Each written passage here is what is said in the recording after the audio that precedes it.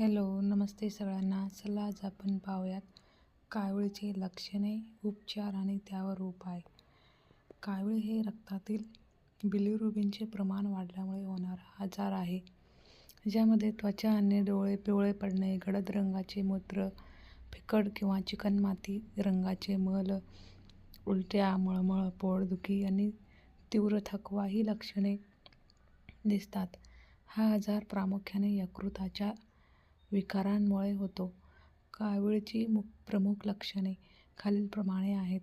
त्वचा आणि डोळे पिवळे होणे, डोळ्यांचा रंग पांढरा आणि त्वचेला पिवळसर छटा येणे, गडद रंगाची लघवी, लघवीला रंग गडद पिवळा किंवा चहासारखा होणे, पोटदुखी आणि अस्वस्थता, पोटाच्या उजव्या बाजूला वरच्या भागात वेदना किंवा सूज जाणवणे, तीव्र थकवा, सतत थकवा, अशक्तपणा आणि स्नायू सांधेदुखी, भुकेत कमतरता, भूक न लागणे, मळमळ आणि उलट्या, त्वचेवर खाज सुटणे, शरीरावर खाज सुटणे, ताप आणि थंडी, काही प्रकारांमध्ये ताप किंवा थंडी वाजून येते.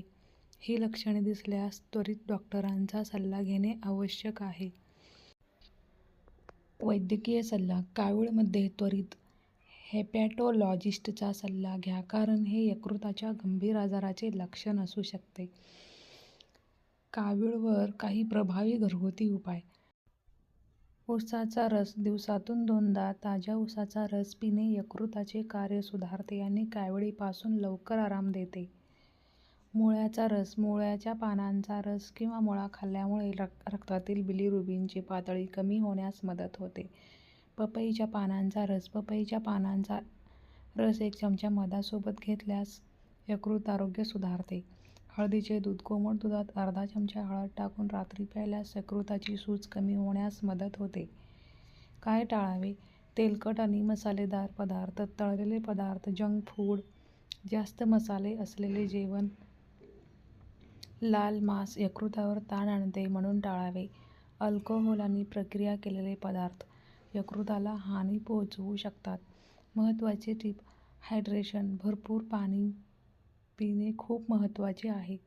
हलके जेवण. दिवसातून अनेक वेळा थोडे थोडे खा, ज्यामुळे पचनक्रिया सुधारेल. डॉक्टरांच्या सल्ल्यानुसार आहार निश्चित करा, कारण कावीळच्या प्रकारानुसार यात बदल असू शकतो.